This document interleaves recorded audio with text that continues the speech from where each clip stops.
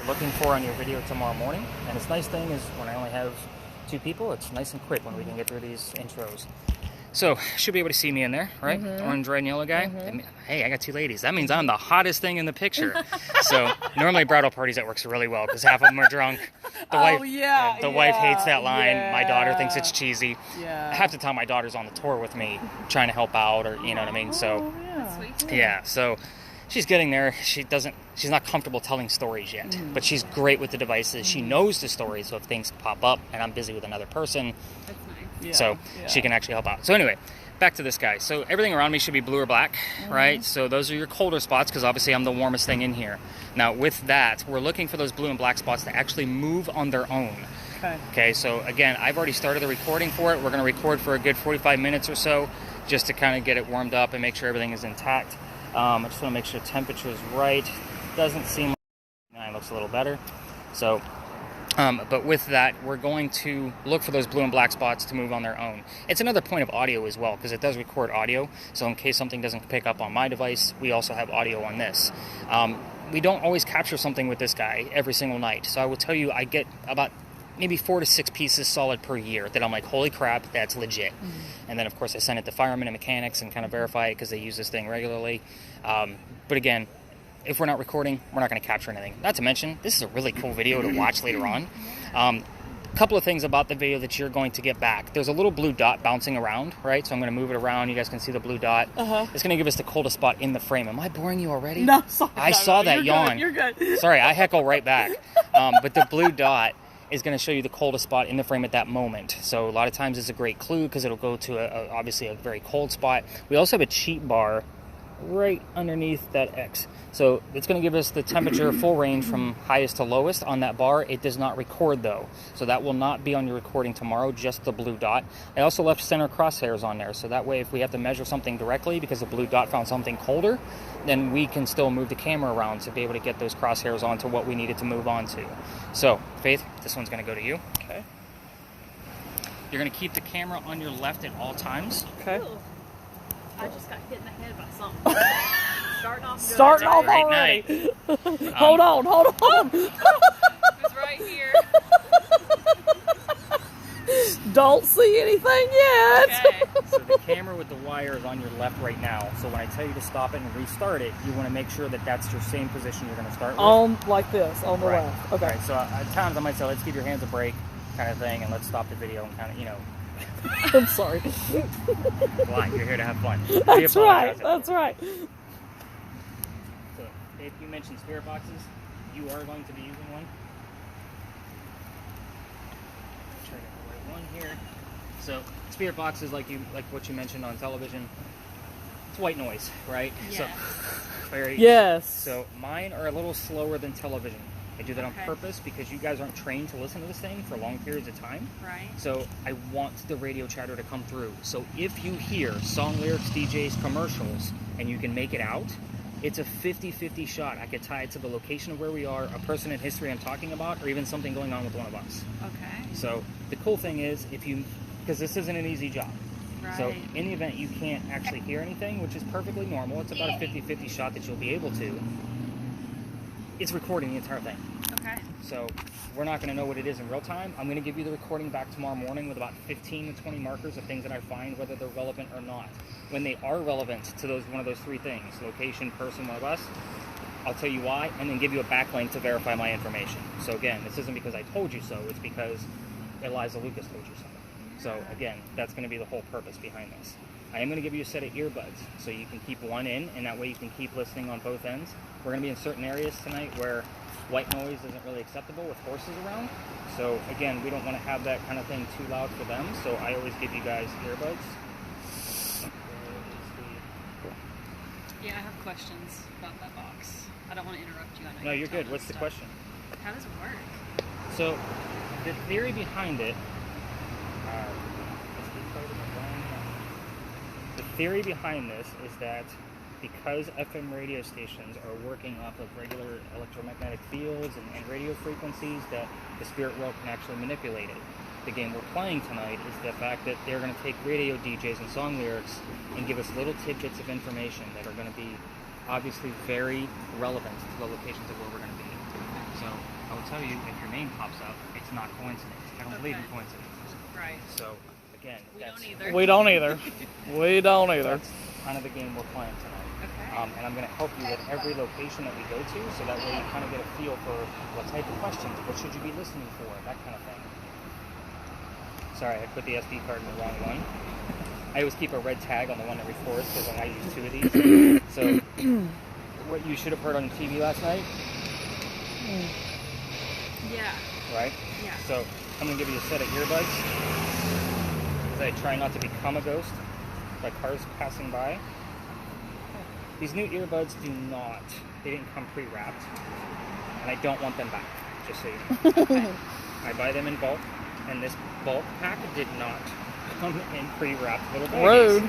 Yeah, I thought so. I paid more for them to try to get a better quality than the last set, and they didn't individually wrap them. I was pretty mad when I got them. Your ear hole is right there where my finger is, if you want to put your jack in there.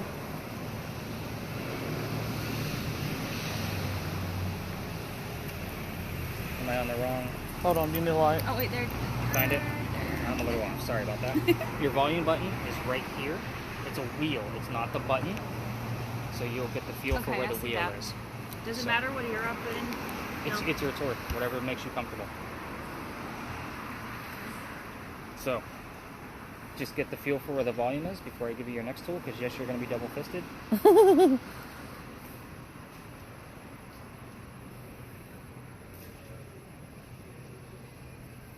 Got the gist of where it's at? I don't want it to be too loud that I can't hear you talk. Well, you can play with the volume all night long. Oh, okay, yeah. We're going to have the recording tomorrow. Right, okay. I can hear it. Okay, perfect. So, the other tool you're going to have is called a meter.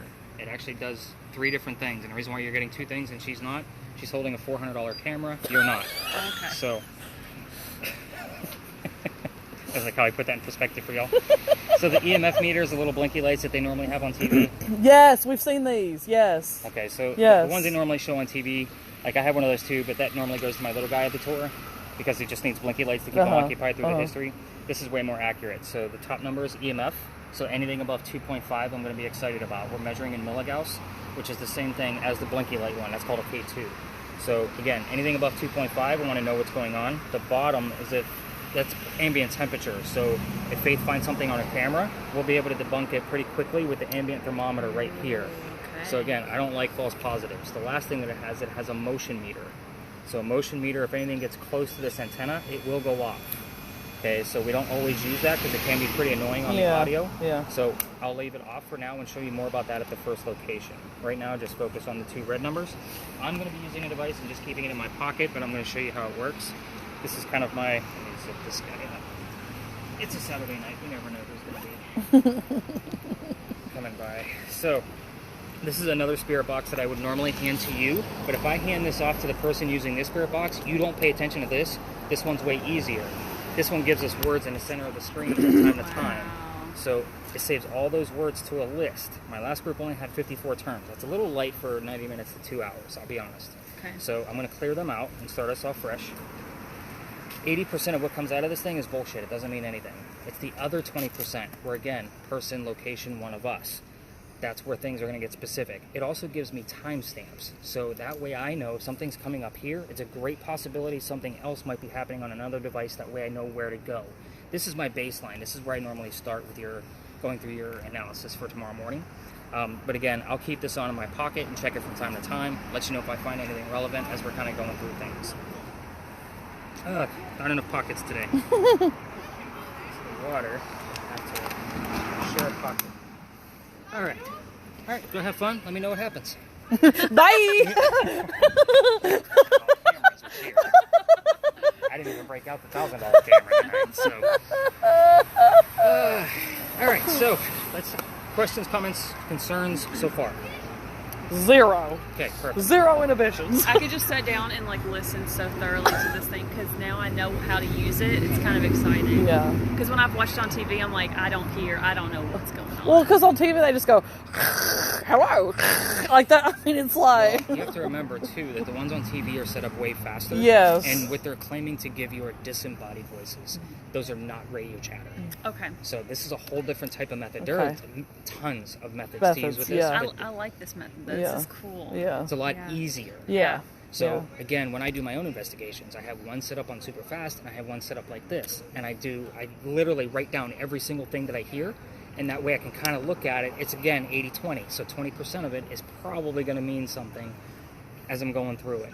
Now again, if you hear, excuse me, in real time and it's very clear, it's a 50-50 shot. It's almost, I mean, you have to imagine I do ratios all the time, so I can kind of see how do I explain things better to people that aren't used to doing this. But again, real time, super clear, has your name. Yeah, that's not a coincidence. That's a good 50% on the good side. However, when we're going through the entire list and you literally have hundreds of things that you heard in a 2-hour time, only about 20% of that is going to make sense. Yeah. So there's only so much research you can do before you say, yeah, I'm not sure if this place is haunted or not. Yeah. So let's talk about the place I told you guys to meet me at. Did you guys eat there? We went and got a We drink. had a little cocktail. We got a little cocktail. No. Little cocktail at Big John. We start here for a reason. Ooh. Okay. So, first off, I like to be out of the way of all the other tours, as I'm sure you guys have noticed. No other tours are going to be up this far uptown. But Big John's, this place was actually named after Big John Kennedy. He was a football player for the 1947 New York Giants. I will always slow down on key words for you and I, based on my spirit box and yours. So, Yeah, she's talking. Someone's talking to me. Like there's a girl saying things. On Oh, here. already, and Like- we just like started. A song Yeah, that yeah. keeps coming through. it doesn't matter the gender, just so you know. Okay. I don't pay attention to gender at all, unless it's disembodied, and we'll talk more about that later. But Big John, the reason I say I slow down on keywords, 47 New York Giants, not to mention the word big and anything related to a bar, are obviously going to be keywords around here. But this was his place, and he used to sit in the back of the bar, and he would tell the bartender if the cadets coming over from the Citadel if they were old enough to drink or not. One night, two cadets come in, they're not old enough to drink. So Big John has a bartender throw them out. They leave pretty pissed off, come back the next night, and try to steal the cash register from the front of the bar. That's when they kept cash registers near the front of the bar. Stupid. But anyway, John sees what's going on. He gets up from the bar and he starts beating the hell out of these guys, just pounding them right into the floor. A couple of shots go off. John gets hit in the neck, and then the bullet lands in the wall. John gets up after being shot, goes back to the bar, tells the bartender to get him an ambulance. Get him a beer, get 2 guys on the floor in an ambulance. So, Big John knows what's up, Yeah. right? so first off, nobody died in that story. So what's haunting the place is the bullet hole. It's allegedly still here. Even if it's not after the renovations, the blood is still in the building. Oh. So people that sit in the front of the bar tend to get a little queasy, nauseous, headache, and no, it's not from the cocktails. So it's usually from the EMF. When this place was open before, it was called Cane Rum Bar, and I went in there a few times with an EMF meter, and the only times I ever had EMF, which wasn't consistent, was in the front of the bar near the bullet hole, where it used to be. So in the event either one of you starts to feel any of those type of symptoms, I need to know immediately. It's a big deal. Like, I know you guys Okay. work in the medical field and all that bullshit, but I don't care. I still need to know so I can get us to a safer place. Yeah. So, again, Okay. normally when I have moms on the tour, I rush through that pretty quickly because they don't want, what the hell did I sign my kids up for? I'm like, I know Billy's 6, he'll be fine. Just let me know if he throws up. Yeah. Let's talk about something else. Did you guys take any other historical tours at all through Charleston? No. We did the museum, the dungeon. Yeah, we did that today. We didn't know we were getting ourselves into, but it was interesting. It's one of the most fun places we have. Just I said that. I said this place feel like it's so old. It feels. We It need to feels. check it out. Yeah. there's It was almost cold down there so too. much history in there. It was cold in the dungeon. Well, that's because it's underground. Yeah. Below No, sea I level know. as it I is. know. But when I was doing the investigation there, like, there's almost too much history. Like, there's no way to cover it all. There's Right. just too much going on. Right. Yeah. Right. And they said they just put so many people down there. They'd be sitting like so close together that Yeah. Well, the reason why I ask if you took any other tours is because every tour tells you about our big earthquake in 1886. It's a big one because this is South Carolina. we We're not heard supposed to have about it. earthquakes. Yeah, we heard about it. Yeah. This is apparently where the first death occurred from that earthquake. So the mantle you see in the middle of the building also wraps around the front to the East Bay side. A piece of that broke off from the earthquake, hit somebody in the back of the head and killed them, and they say you can see his ghost in the middle of the East Bay. Now, I just told you when I have my groups of 10 and moms are involved, that's just a great segue story so nobody's thinking about getting sick on the tour. Sorry, I'm talking too fast already, which means I'm getting hiccups. I need to slow down. So, have you heard anything yet? I mean, I want to hear you, so I don't have it turned up very loud. Okay. I don't We're want going to go to our first stop, if you guys are ready. Yeah, let's She's do like, it. she's already running. You Let's see her? do it. Let's do it. Going on a ghost hunt.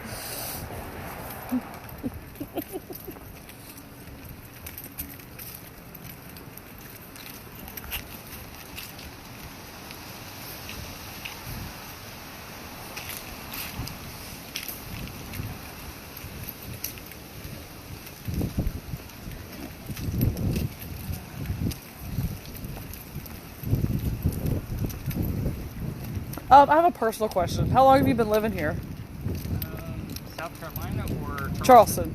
About 5 years. Oh, okay, cool. Daddy just came through. Daddy. Daddy. Daddy's home. In New York? Oh, New York. Near Giants. New York. Big Daddy John is coming through. So, first off, let me forewarn you, people do not like their cars being filmed. Oh, yeah, So- good point. Okay. So when we are in places I'm not like even this, thinking about that. Okay. I'm just Well, like, I'm always aware, just so you know. When I have the they're like, what are lasers you out- doing? Yeah, trust me, I've been screamed at plenty of times. Oh.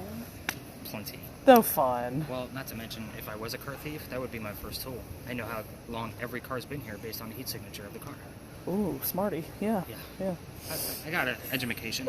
So, anyway, welcome to the Big Red Barn lot. Okay, this is an interesting space. We're not going to be here long. This is normally a practice area for 10 people, so I can bounce around with each one of them to show them more tactics with their devices. This is where we keep the horses for the carriage rides, which is why my voice has even gone down even further, because they don't like loud noise. We don't want to spook them. They've probably been working hard today because of a crazy weekend. So again, I'm going to keep my voice down while we're here. This particular location, the history is very short, and I kept it short on purpose. This is where we held horses that delivered milk and eggs to the residents of Charleston. So I bring this short piece of history up to talk about spirit boxes. If somebody, this is not television, by the way. This is not, is somebody here? Yeah. Give us a sign. Yeah. First off, if you ask if somebody's here and you hear no, somebody's here. Like, Yeah. they Right. answered. Right. That's an Right. answer. Right. We're going after specific details like New York, John, delivery, Daddy. milk, eggs. These are all keywords of things that we're going to be looking for. And keep in mind, I always will slow down with these keywords. I do my best to make sure I slow down with things that I've often heard in the past to make sure like you have a grip on like what type of things to be listening to. So places like this, when I'm having everybody spread out so I can work with the cameras more, I usually tell the spirit box folks, ask questions you already know the answers to, like what color is the big red barn? Obviously you know the color is red, so you'll be listening for red, I'll be looking for red. Okay. Keep in mind, you're using DJs and song lyrics to convey messages back to you. The word red might not be there, but blood, heart, fire truck, all three of those things are specifically red. So those would be acceptable answers. The other piece that I want you to kind of pay attention to throughout the night is that if I see the word art on my spirit box, right, because it gives me a word list, and you hear the number 40, Art Faircloth was Big John's teammate. His jersey number was number 40. Okay. I usually look for 2 clues unless it's something like what color is the big red barn and we hear fire truck. Like, that's a direct answer. Otherwise, they're going to be just reaching and grabbing for whatever terms they can give us back. Now, we're going to be asking questions throughout the night, but in the event, we're kind of working and we're in 2 very close locations. We have another location right across the street that I'm still waiting for something else for that daddy piece to come up, where something else is going to make a little bit more sense. So, again, I already have it in my brain, where am I, what's going on, and what stories do I have near me where I know the history. And you have to remember, I'm out here usually 6 nights a week. These damn ghosts know me, and they see me coming, Oh, and yeah. they know what time of day I'm coming. Yeah. So, Yeah. I can't guarantee that we're going to have activity, but you've already heard New York. You're also going to see me, by the way, taking notes of things that you heard in real time, Yeah. not to mention the readings that you're going to get on the EMF meter. It is 0 right now. Is that normal? 0? It depends. I've seen in here have it go all the way up to 20 to 25. And just so you know, the K2, the blinky one on TV, only goes to 25. Okay. So I've seen that go all the way up to almost 200 before it gave me an error message. Wow. Wasn't here on a So look. when you get the errors and things shut off, that's big. Huge. Big deal. Okay. Very, very big deal. Is this still recording? Yes, don't pay attention to the Okay. Just to the timestamp. Sorry. It's all about the square. Nope, Okay. great question. It usually happens every night. My bad for not forewarning you ahead of time. Oh, it's okay. I just want to make sure I didn't touch anything wrong. No, you're good.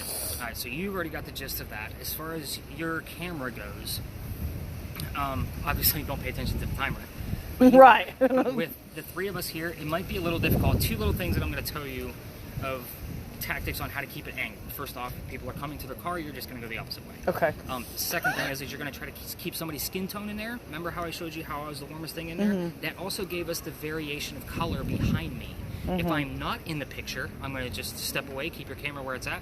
Notice how everything kind of changes color? Yes. Okay, so we don't have that variation of color anymore, so we need the variation of color. as So we much need as it. possible. Okay.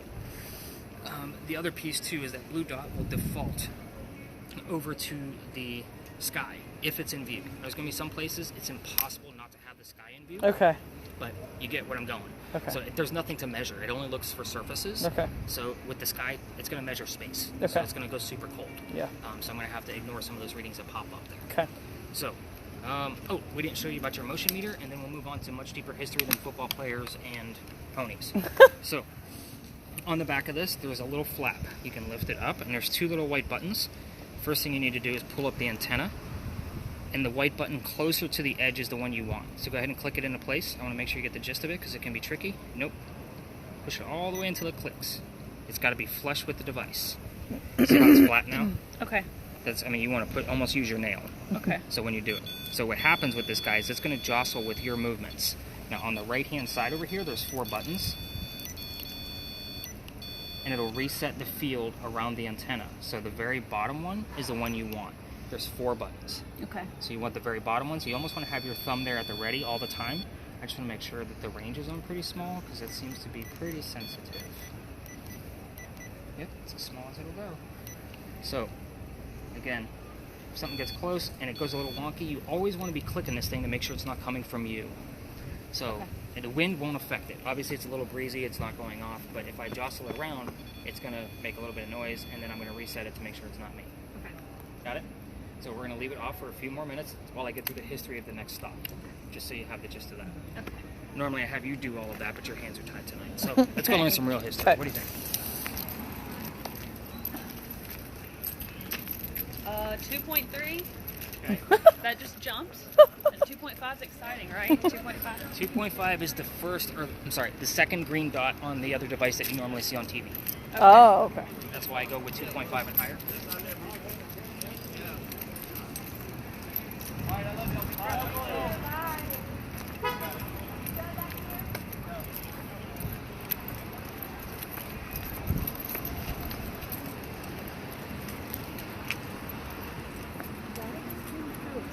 Daddy is trying to tell us something. Let's hope Daddy's name actually pops up. Daddy. Dad's name would be awesome. So let me see if I have it, because sometimes it might be on my list. What are you trying to tell us, Daddy? And I have nothing of note. Okay, well. Nothing at all. It was a little kid saying it. It was like a little kid's voice. Doesn't matter. Okay. Doesn't matter to me. I'm all about the message, not Hermes. I don't care about the messenger. So, welcome to another beautiful state of Charleston, right? How long have you guys been in town, by the way? Yesterday. Oh. So couldn't wait to come do this, huh? And how long are you staying? Till Monday. Okay, so just a nice little getaway. Yes. We went to Disney World and then Yeah. Oh, back this Yeah. way. this is a hell of a difference from Mickey the Mouse. Yeah. Yes. So, that's crazy. Who does that? I mean, I do that, but I live We here. rode the Haunted Mansion twice. Yeah. We love that kind of stuff, so that's a little connected, right? Yeah, okay.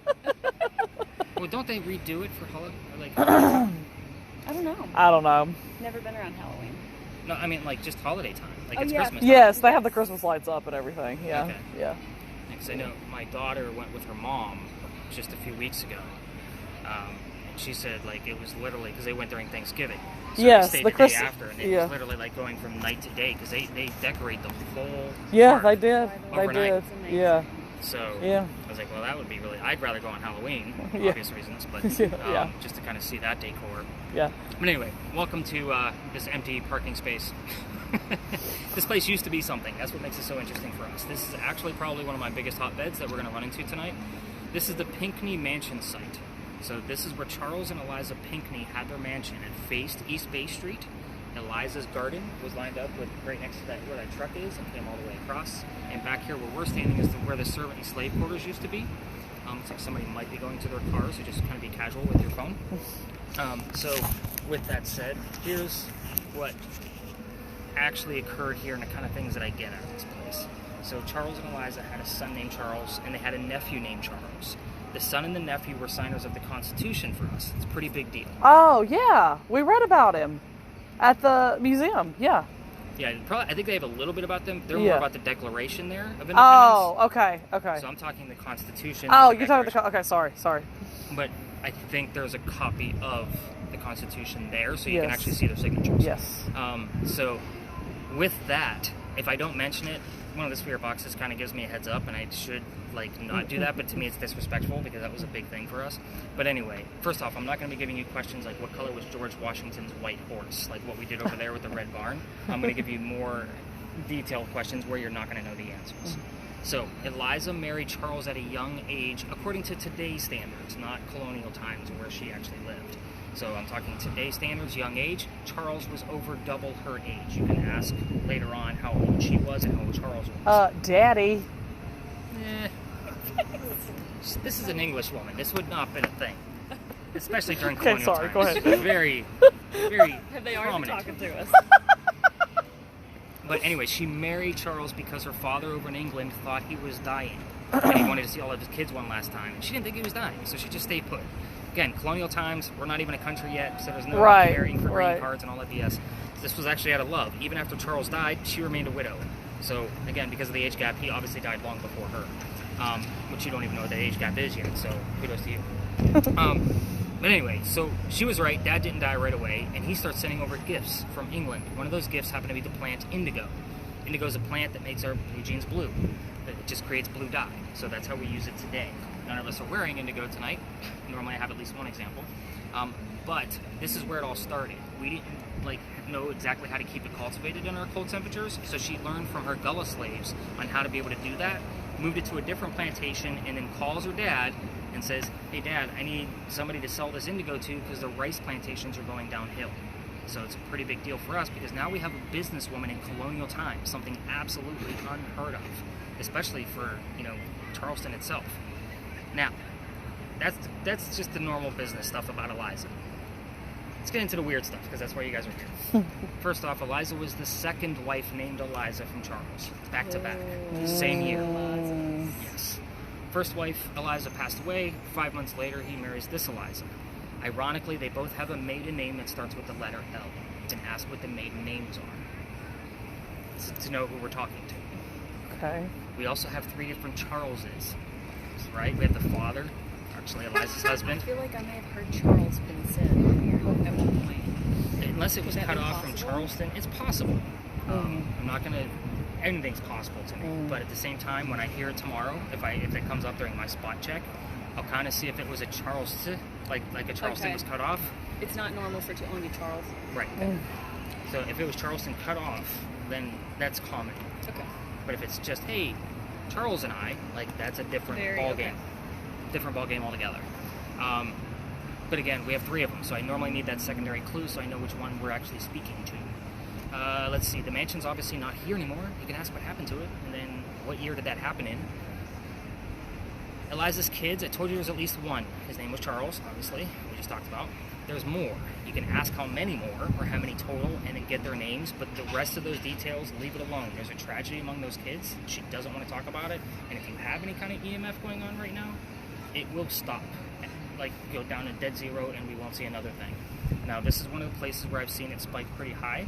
Just last week, we had spikes of 75 to 99. Ooh. And over the summer, we had my highest spike that I've seen on my tour was at 149. So that was pretty crazy. That's dangerous level. That's your microwave open on high. Wow. So that was pretty serious. Yeah, okay. Needless to say, we stayed. we had to find out what the hell's going on. Eliza's death, ask anything you want to. How old were you when you died? What did you die from? Where are you buried? And what U.S. president was a pallbearer at your funeral? Those are big questions. Specifics. Yes, very specifics. So again, whenever you're doing anything like this, and an actual paranormal investigator, not a TV show host is conducting it, there are specific details. You can usually tell somebody's experience by what type of questions they're asking. So again, when I go into other teams and they call to ask me to help out or whatever, you can always tell how much experience they have in the field by somebody here. Do you want to tell us something? Knock once, No, get the hell out of here. I want to know how the hell this dude died. I want to know about some details. Like, what's the deal here? We're also dealing with an intelligent ghost here. So we're going to talk about different types of ghosts as we move along. It's another way I designed the tour so I can kind of give you a different kind of lesson with each spot. You're going to be able to get answers. Granted, they're going to be random. You can ask, hey, Eliza, how did you die? And you might hear what happened to the mansion, for example. Just because that word presented itself, so that way it can actually be used. So again, it could go either way. As far as, I think that about covers all the bases. We are going to kind of just do a few laps around here. We're going to see if any spikes come up out of your EMF meter there and kind of hang out wherever it gives us any kind of spike of 2.5 and higher. I have not grabbed 3.1. 3.1. See, these are good numbers that I need to know. I'm excited so far about New York over there, which means we probably have John or anything related to a bar or Okay. something else going on you may have missed. Oh, I definitely am missing stuff because I'm trying to hear you. Right. And it's okay to turn it down. You're not going to screw up the recording. Even if it's on mute, it still records at a nice even level. I don't know how it does it, but it's why I have it. So again, it was perfect for this kind of a design of a tour where I could teach people actually how to use it. So did you hear anything else specific over there besides Daddy?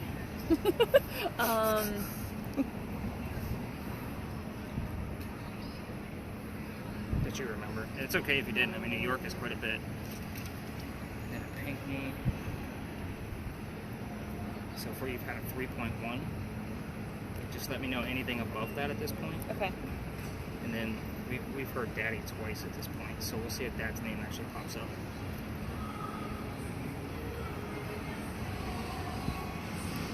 And writing in the dark is a new skill that I'm putting on my resume. 6.3. There we go. See? That's why I keep the notebook out. I'm going to check the other spirit box real quick. Just I to heard see. the word speaker. Okay. Maybe they're ready to speak.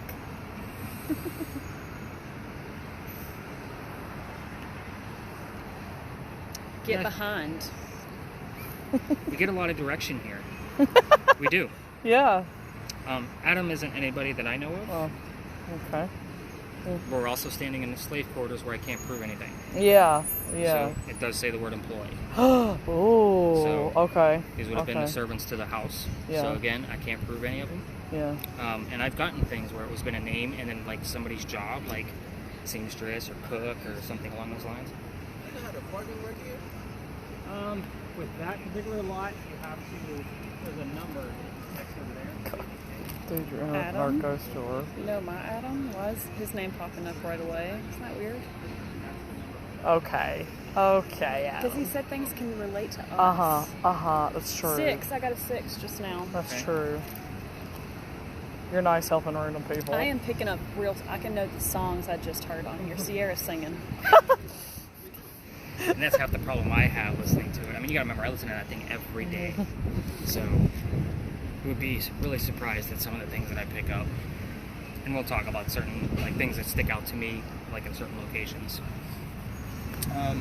I say we try, let's go up to that corner over there. Almost like the harassment from that wall. 8.5. Okay. Keep an eye on it.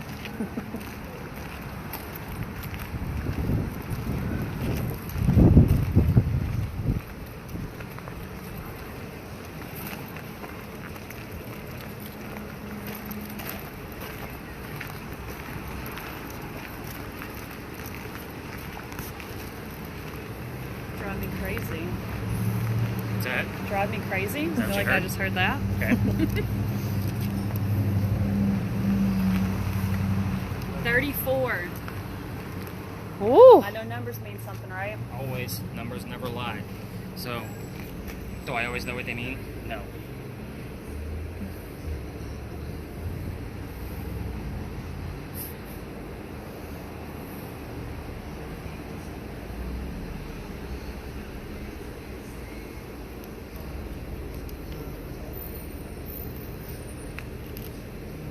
So, last week, I had my party over there, and some guy starts flashing a flashlight on my hat and my shoes. He's going, nice hat, nice shoes, nice hat, nice shoes. And then he looks at my guest, and I turn around like, what the hell hell's going on? Like, we're not even paying attention to this guy. My guests are like looking at me like, Yeah. what the hell's Yeah. happening? So he says, that guy's gonna rob you blind. Don't listen to him. Like, what the hell does he think I'm doing? 5. Oh. 5. Also, there's a light flicking over there. I don't know what that means. That So, could just that be light, flicking. I will tell you that with the K2 meter, because it's very sensitive, and in this location it would probably be blown up. Yeah. It normally does, anywhere between 15 to 25 milligauss at max. If you hold it up like you're gonna take a selfie, you can actually see it line up with what that light's doing. Like, it's ridiculous. And it doesn't always flicker. That's the thing, is it's different every single night. I used to use that as kind of my barometer of how much activity we're gonna get. But with me having this guy now, because I keep upgrading all the equipment. Like, I'm always updating, keeping things fresh and new. It obviously jacks the prices of tickets up too, so the more expensive equipment I have, the more I can keep going. But 10.6. that's what you got on there? Yeah. Okay. Because again, you've been spouting numbers off of here, because sometimes that could have been a 10.6 that you heard, but you think I've only been saying numbers off of this. 34 came from there? 10.6. But you said 34 earlier. 34 came from here. I'm sorry. Okay. I'm sorry. Getting confused. Lots of things going on in my head right now. You're doing a good job, This DD. is so much fun. You're doing a good job. It's not an easy task that she has. just No, so it's you know. not. No, it's not. And I'll be honest, I normally give that device to the chatterbox, which would have been you. Just because you guys tend to hear things. Yes, yeah. You're going to spout off exactly Yeah. what you hear. Yeah. Leg, we have a relevant term.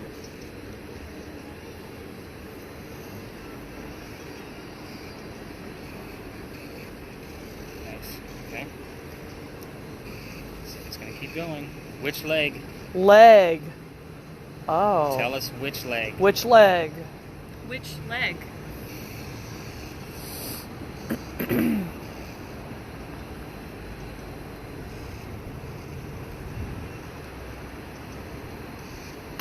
What's funny is half the crap I know about these people, it's stuff that came out of the investigation. It's not like I read a book and this is how I designed it. It was like, all right, I know Eliza did this, and let's go see what we can find out. And then it just kept growing and growing and growing. Lots and lots of research.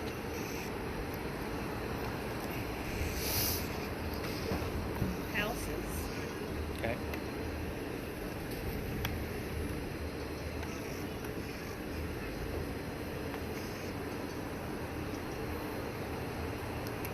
Eliza, you want to tell us what happened to the house here? Yeah.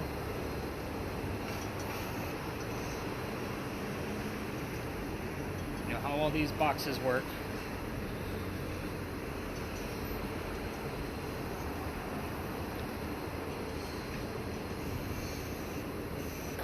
Couple.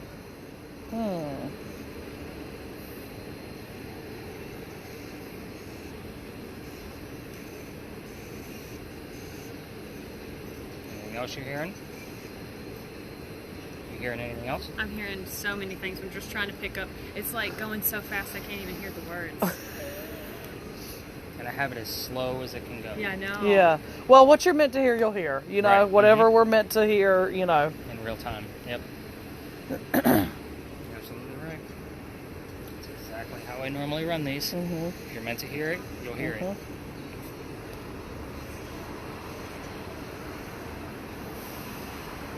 Any other readings coming from here? 2.2 just a second ago. Nothing crazy. Okay. So again, that's kind of our first indicator.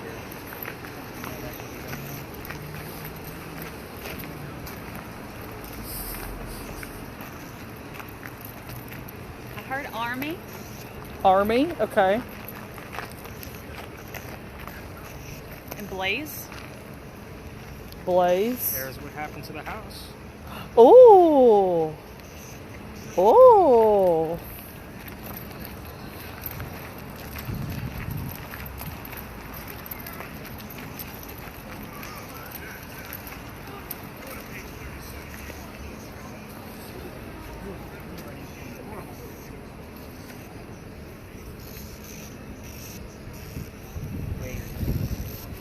Leave.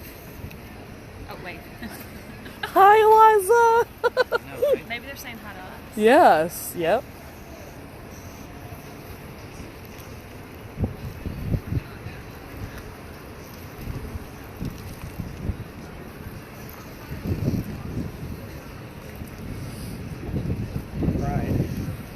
Pride. Loosely relevant, but I can't pinpoint it. You know what I mean? You can always usually make up a story of what comes up out of these terms. Do you know when they, well, we know there was a blaze. Right. So I guess the house was destroyed. And it was not rebuilt here, is that? Okay. Promo code. Restrictions may apply.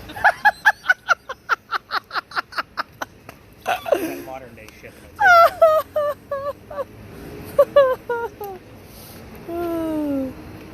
I care about. That's hard. I care about? Okay.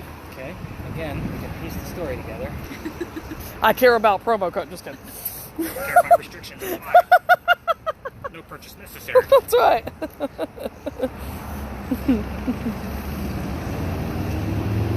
We're gonna give it another minute to see what else comes up. Okay. Before I give you guys some answers. Okay.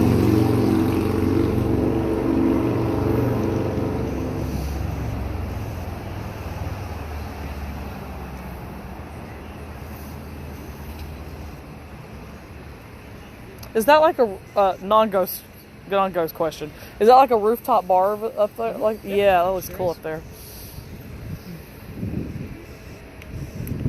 We have a couple. Yeah. I usually recommend if you're going to do a rooftop bar, if you want a really great view, go to the Vendu.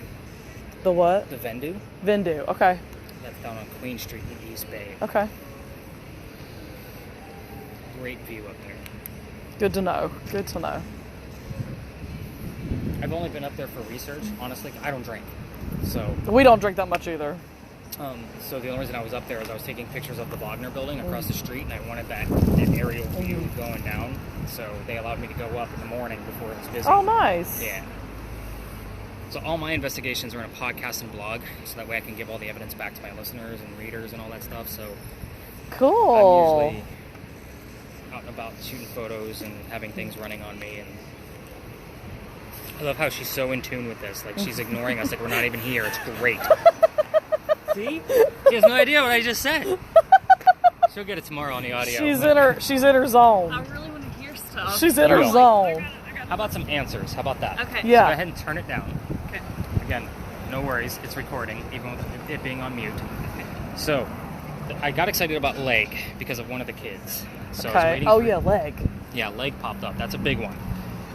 So let's start with the kids, right? I told you about Charles. Then there was Thomas. He fought in a Revolutionary War battle called the Battle of Camden. That's just south of here. He got shot in his left leg and was captured. So I was waiting for his name to pop up, captured, seized, anything like that that would kind of relate to those kind of things. So I was kind of waiting to see what else was going to pop up. But leg showing up here normally doesn't show up in any other location. Just so you know. That's why I love this box. Even though 80% of it I could throw away, the rest of it, super great. Then there was Baby George. Baby George didn't make it. We don't know if the baby was days or weeks old. There's no headstone, no grave. The weird thing about this whole thing is, you've got to remember, Eliza's originally, her family's from England, so based on whatever religion she followed, there's a good possibility that George was mummified and kept right here in the home, waiting for the mother to die so they could bury the baby with the mom. I didn't know they mummified back in. I didn't know they did that either. Okay. So, we're going to get into Eliza's death, and it'll be even more creepy here in a minute. Okay. One last child, her name was Harriet. Now, we did get the word right. Now, Harriet married in Horry. Myrtle Beach is in Horry County, if that tells you how Yes, far away yes, we are, right? yes. So this wouldn't have been a car ride to go see her daughter. Lots of letter writing. So we have the word right, but I'm going to be listening for published, ink, paper, Harriet's name, daughter, anything related to those kind of things. Right now is just a coincidence. I know I said I don't believe in coincidences, but with that, that one is kind of like, it can pop up in several other locations, and I've seen it often. So it's just usually my first clue that there might be something else going on with your box that I have to listen to tomorrow. Let's talk about Eliza's death. Let's get to this baby piece. So Eliza died at the age of 70 in 1793 from breast cancer that we know of. We're going based off her medical records. We didn't even know what the hell breast cancer was at Right. the time. She was going to Philadelphia to go get treatments for whatever they thought she had. And that's where she died. That's also where she's buried. She's buried in the same cemetery as Ben Franklin. So, very interesting piece there. So, the creepy baby mummification thing, they would have transferred this mummy baby all the way to Philadelphia to be buried with mom. Oh. You have to remember the Pinkneys were a very prominent family. Yeah. You know, politically. We weren't a country yet, and yet most of the Pinkneys turned out to be a governor of some sort. So there's a lot of politicians in this family. It was George Washington who was the president that took her to her grave as a pallbearer at his own request, based on what she did for the country with her indigo. Okay, so she's a big deal. She's a very big deal. Now, also keep in mind, this is the only time I'll ever try to trick you, but when we first got here, I told you I wasn't going to give you questions like, what color is George Washington's white horse? I do that on purpose to see who's going to be subject to subliminal messaging.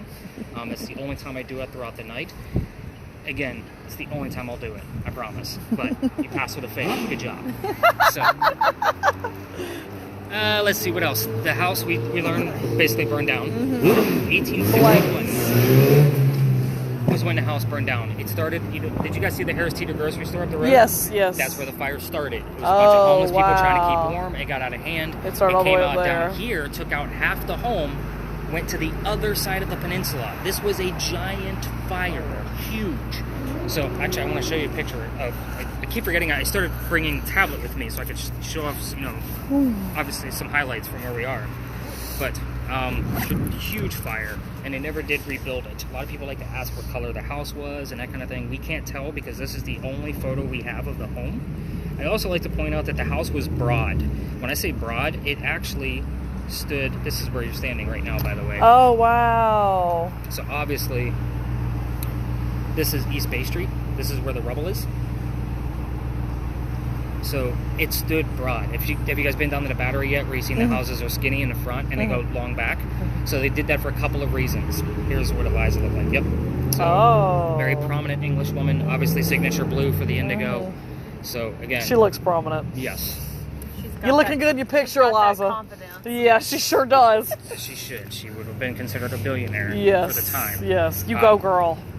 So the houses down on the Battery, they did that because you were taxed based on how much street side your house took. That's one reason. The other reason is because they didn't want the smell of low tide coming through their houses, so they would shut the front piazza door, right? That's our front porches, and the low tide smell wouldn't go through the porch and through the house. They would open a window at the top and it would air condition the whole house because heat rises, so it just kind of transfers itself throughout the whole thing. So that's the reason why those houses down there are skinny and go long back. Their house here, they had a shit ton of money. They didn't care. Yeah. We want to show off our house. Yeah. Right. Yeah. We have money. Big and bold. Eliza was 22 when she married Charles, who was 45. They were only married for 14 years. So, again, we got a lot of numbers out of you between the 34 and you heard the number 6. I don't know where any of those are coming from, to be honest with you. So, again, 6 doesn't match up to anybody that I can think of as far as birthdays or anything like that. I think there's a lot of 5s and 7s, but no 6s. And 34, I have no idea. So 22 and 45 is when they were how old they were when they got married. Eliza Lucas was the one who planted the indigo. Eliza Lamb was the first wife. So Lamb and Lucas were the names we were looking for there. Okay. I don't think there was anything else specific. So let me just check the list one more time. It does say ritual, and we just talked about that baby. Oh, ritual. Yeah. Conservative ritual. Conservative. Okay. So, again, speculation. Yeah. And looking online for things about mummified babies doesn't really ping the government really well, so I haven't had a chance to really dive into that. So I'm struggling to knock on the door. Yeah. I am one of those people because I do pry a lot. So what's going to happen from here is you can ignore the readings on your EMF meter to the next spot, just because we're going to be walking on a main street. The parking meters are going to make it go off. So if you have a pocket, if you want to throw it in your purse for now, just to ignore it, you can. We're going to go 3 blocks away. You can give your video a rest, so go ahead and hit the square.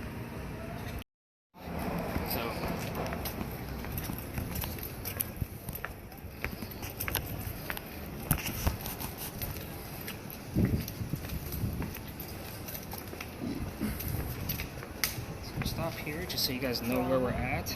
Look at that. I got so dark, and then I come down here and it's full of light. Magnolia's just had a fire a few months ago now, so it's been pretty dark down here. Oh. Which is still going to bring people down here regardless. But with this location, Michael. We are going to go through the rest of this, but I always like to kind of give you the gist of what we're looking at before we actually go through. So you did hear baby. That's interesting. We'll see if something else comes out of that. So.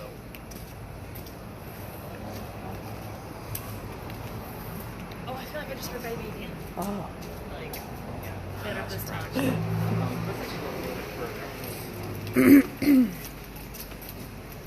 Oh yeah, they're working in there.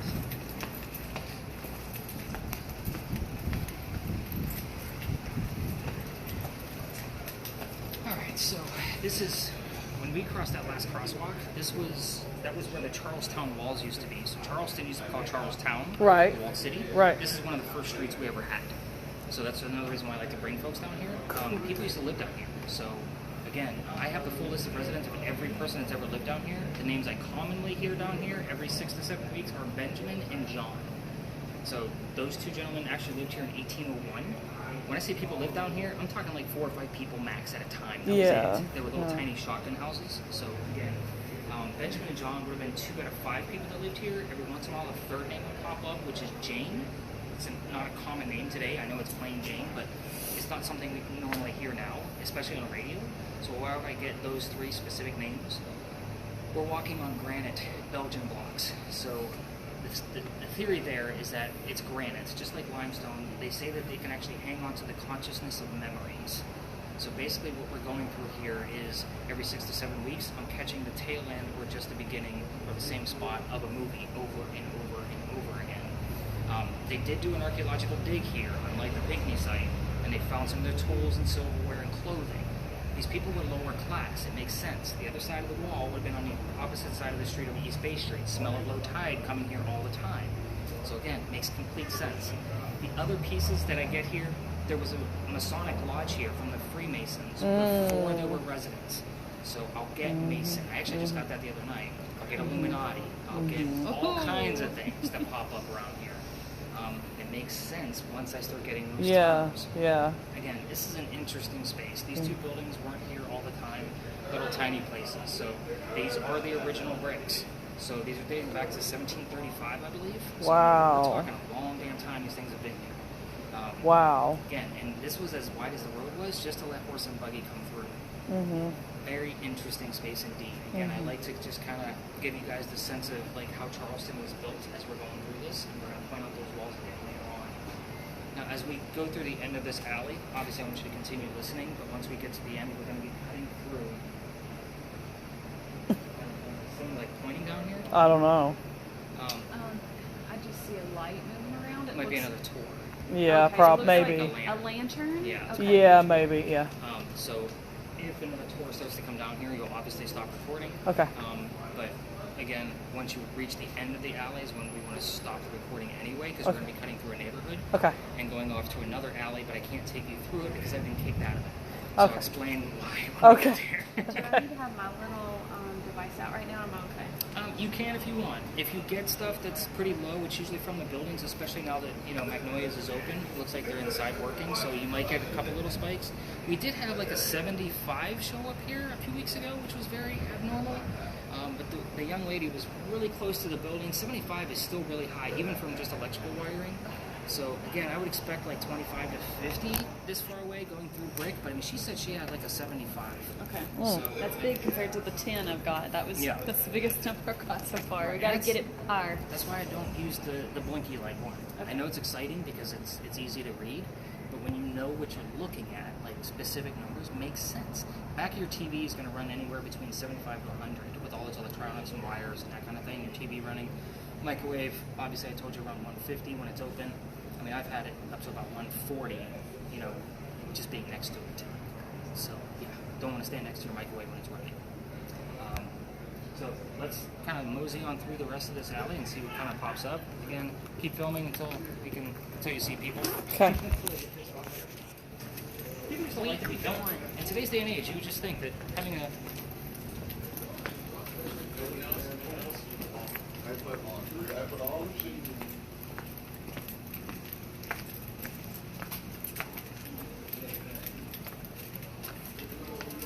Isn't it cool that we're walking on the same cobblestone that people did in 17 whatever?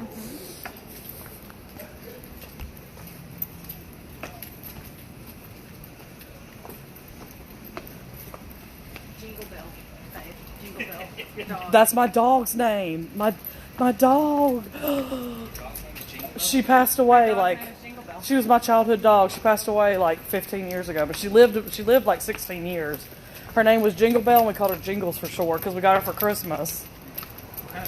107. Also, your dream car's right there. We like to see. Oh, sorry, I'll stop. We're still on major streets. That device is kind of out of play until our very last stop, just so you know. So this alley, you'll see tours going all the way through it, and they're not supposed to. There is a mansion at the end of it, and that neighbor does not like me very much at all. You have to remember, you join the annoying group. All the blinky lights and flashy doos. Like, again, he was not a happy camper. So this is Philadelphia Alley. It used to be called Duelers Alley. This is where the duels used to occur for the city of Charleston. So Cool. I will tell you that this particular type of ghost is also an intelligent piece. So it's not so much where I'm going to ask questions. It's like every time I told a story, I get different single clues every single night. So again, it's almost like he's just like, tell my story, here's a clue, here's a clue. Like he's just listening in. So there's a doctor that moves down here from Rhode Island. He's supposed to get married to his fiancée, Amanda. Amanda just inherited a bunch of money from her dead parents. She has an attorney handling all of her money because she's pretty young and she's probably stupid. But so the attorney tells her to get rid of the doctor because he's just after her money. To prove that he's not, he moves to Charleston. The coachman that brings him into town sets him up to be robbed and killed. Not a very good start to his stay in Charleston and to win over his love for Amanda. Somebody walking by, his name is Ralph Isaacs. I want you to keep in mind what you're actually doing tonight. You're ghost hunting, so names and all that stuff actually makes sense, but initials also make sense. Ralph's initials, Ralph Isaacs, R.I., match up to where the doctor came from, Rhode Island. So again, secondary clue, so I know where it comes from. And I've seen R.I., I've seen R, I've seen, I just never know until another clue comes up. But anyway, he says, man, you don't want to stay here? This dude's going to try to kill you. Let me take you somewhere else. I got a friend that she'll rent your room. That's at 59 Church Street. So the Church Street is behind me. It's the next road up, which is where we're headed to next. But he rents the room from Ralph's friend, and him and Ralph become friends. The doctor's practice starts to take off. He's making lots of money. Amanda's moving down soon. He becomes known as the Whistling Doctor. He obviously whistled all the time. It's the times. So every haunted city, by the way, very cliche, has a whistler. Ours just happens to be a doctor. I mean, you can go to any haunted city. Just happen to be a doctor. Yeah, so that's just the distinction with ours. Do you ever hear whistles? All the time. We're gonna get to that. So, him and Ralph go see plays together, but they can't sit next to each other because the doctor makes more money. It's just the way the hierarchy went. So he has better seats. They're walking home from seeing William III one night. I don't know which theater, no tour guide can tell you which one. They actually start arguing about the new actress that was here in town.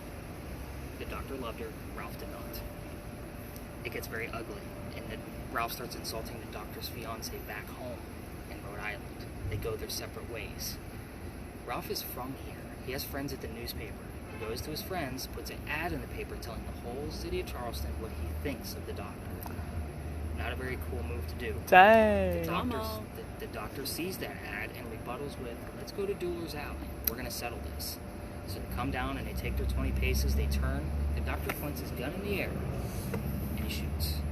He did not want to kill his friend. He just wanted to make a point. He's willing to forgive. He had the bravery and courage to show up to the fight. Ralph, however, has one bullet. He puts it in the kneecap on the doctor. So the doctor didn't die. Instead, he's carried home to 59 Church Street, where he dies 10 days later after refusing medical treatment. Also remember, he's a doctor, so he's probably trying to heal himself by bleeding out, wherever the bullet wound was. So again, kneecap will show up here. They say as you walk through the alley, you can actually hear the whistles from the doctor. I cannot take you down there. I told you why. However, if you go down there and you turn on your voice recorders, listen to it later, see if you have a faint whistle in the background. I want you to keep in mind, all the locals know the story. If somebody's walking down Cumberland, the street we're on, or Queen Street on the other side, they're going to throw a whistle down the alley. I do it every single night on my way back to my garage. Just just for shits and giggles that I don't go down there anymore. So it's just a little ritual that I've come up with. The other piece of that I like to show off down here, if you're super into history, the bricks get older as you go down the alley. Those bricks at the end are sun-dried bricks from slave children. We have one full handprint and some fingerprints down at the end.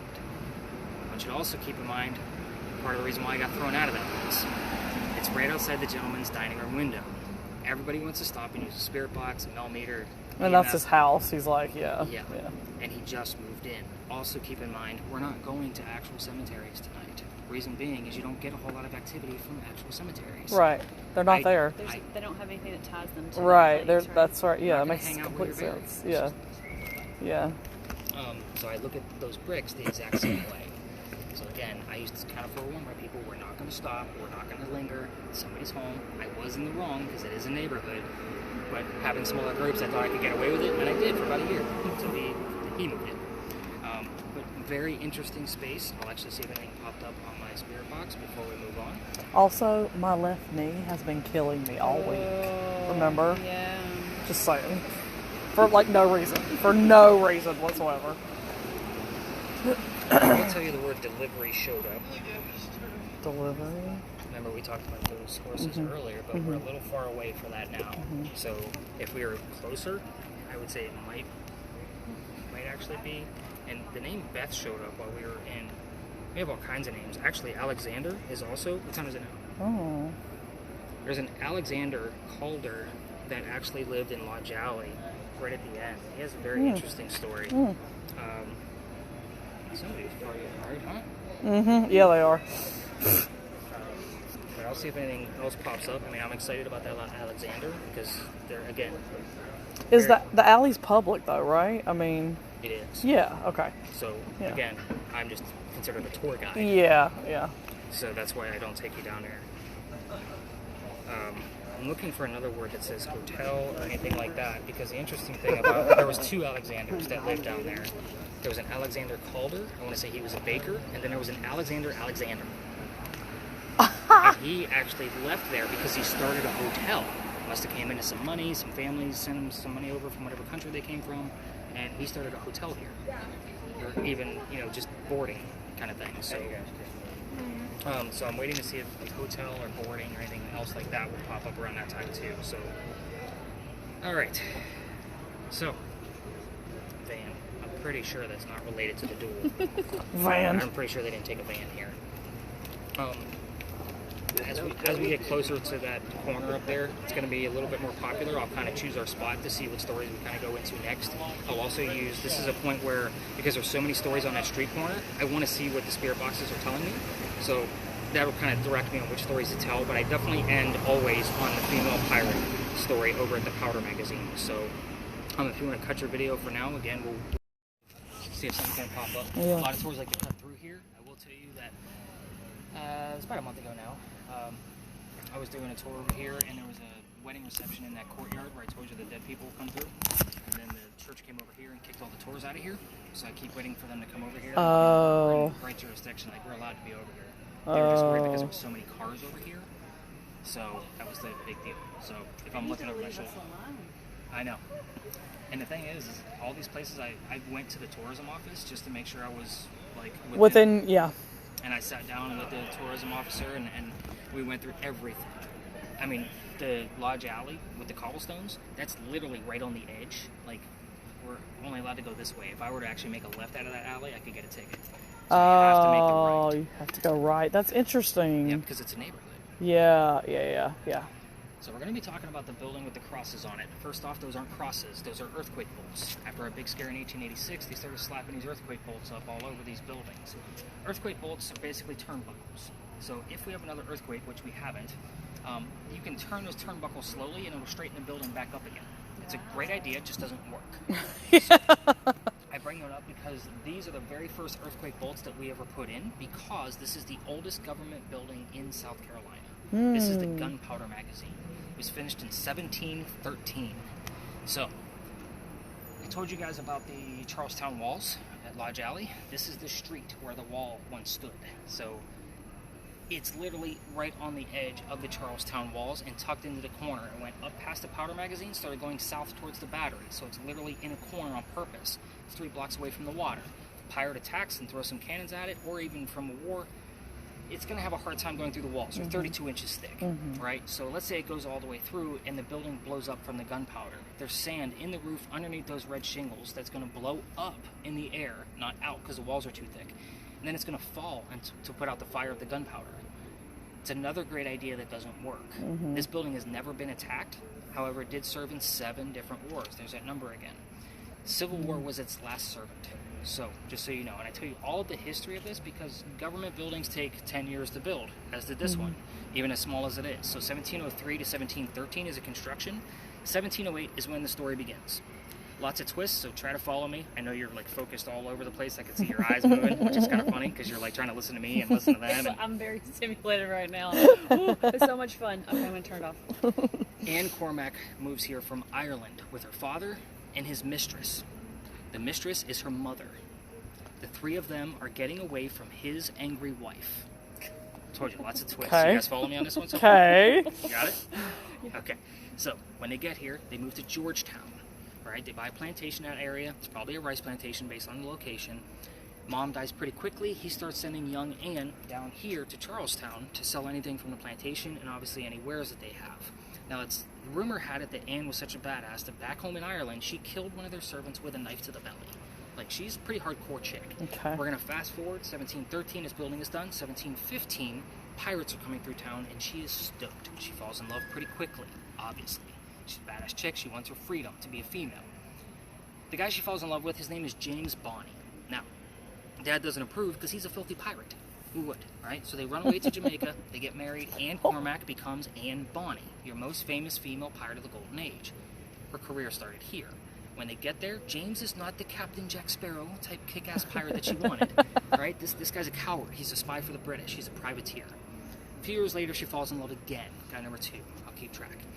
This guy's name is John Rackham, a.k.a. Calico Jack. Much cooler name. He is the Captain Jack Sparrow type guy that she wants, and he has his own ship, and she wants to be part of it. But females curse pirate ships. Lots of curses in my stories, right? He makes a deal. If you dress like a guy, hide your gender, you can be part of the crew, you can be a female in my quarters. Of course, that's how this shit went. She's okay with this cross-dressing because back home, Dad used to dress her up as a boy to hide her away from his wife. She's like, whatever, let's do this, I'm a pirate, hoorah. So, being a female in his quarters, eventually she's going to get pregnant. You can't have a pregnant pirate dude on the crew. It's just not going to work. Somebody's going to figure it out. Yeah, but... the first person that's ever debunked that. Good job. So... Beer belly. I drank rum, damn it. But anyways, funny. He dropped her off in Cuba to go have this baby so that nobody finds out. Come back later, we'll figure it out. She comes back, but there's no baby. We have no idea what happens to this child. She's also dressed like a female. She doesn't care anymore about hiding her gender. This makes Jack pretty angry. He just captured another pirate crew, and she's going to go flirting, because that's what Anne does. She's a flirt. We're on guy number 3. The guy she's flirting with turns out to be female, dressed like a guy to be part of the pirate crew the Calico Jack just captured. So now we have 2 females doing the exact same thing on the same ship. Her name is Mary Reed. It's fate. I know, right? So now we're technically on guy number 3. She convinces Mary to become part of the crew, but the British find out where they are, so they send their entire fleet to come and take out this one pirate ship. It's Anne and Mary, the only 2 not drunk enough, without beer bellies, apparently, according to you, to come up and fight. So, obviously the ship's going to get taken, with 2 females with 1-bullet muskets trying to defend the ship. As they're being arrested, Anne looks at Jack. You should have fought like a man instead of going down like a dog. So again, keyword here, dog. Dog.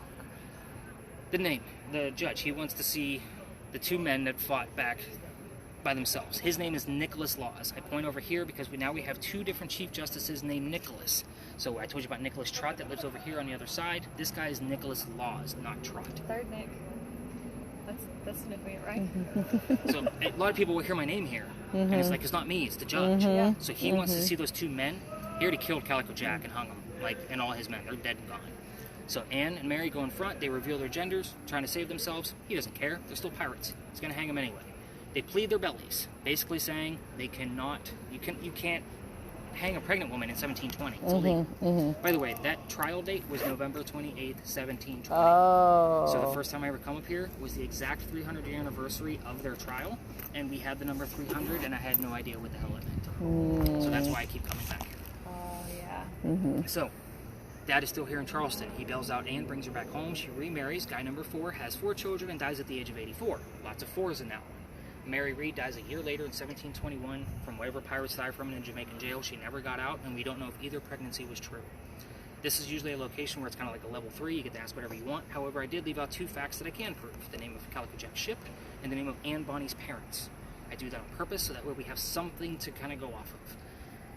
I told you as somebody passed out on my tour a couple of months ago. This is the story where it's relevant. I bring my team back here like I normally do, and I try to, because everybody else goes up there as far as the tours go.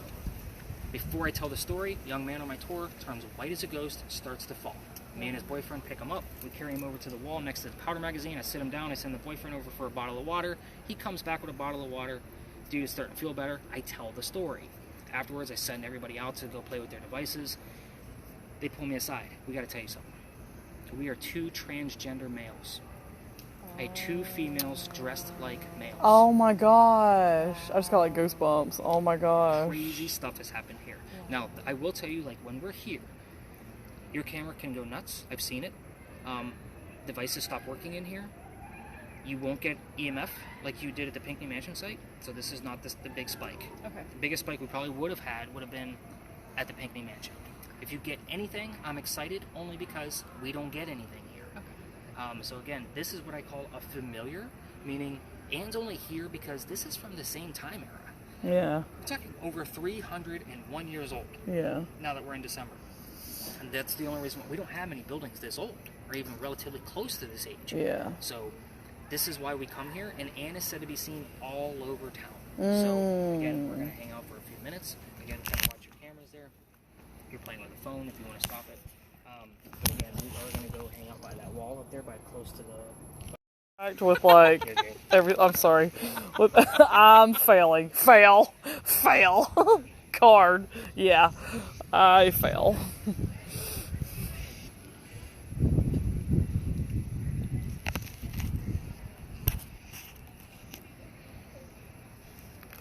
Clean. I'm not getting shit.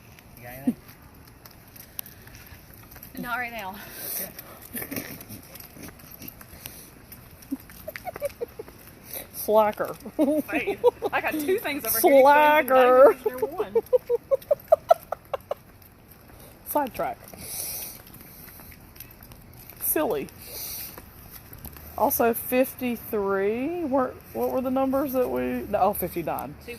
So yeah, you're right. Weeps. Horrible and thank. Horrible. Horrible because I probably missed something. Let that run as I start collecting and stopping all of the recordings. Alright, turn your volume down before you pull your earplug.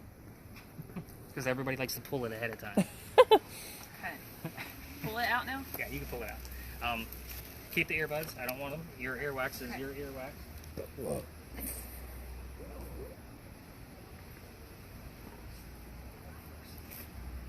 So this kind of gives me the gist of how much data you're going to have. So exactly 2 hours here. So you're going to have a good, I'd say 5 to 5.5 hours worth of data to go through. Oh, wow.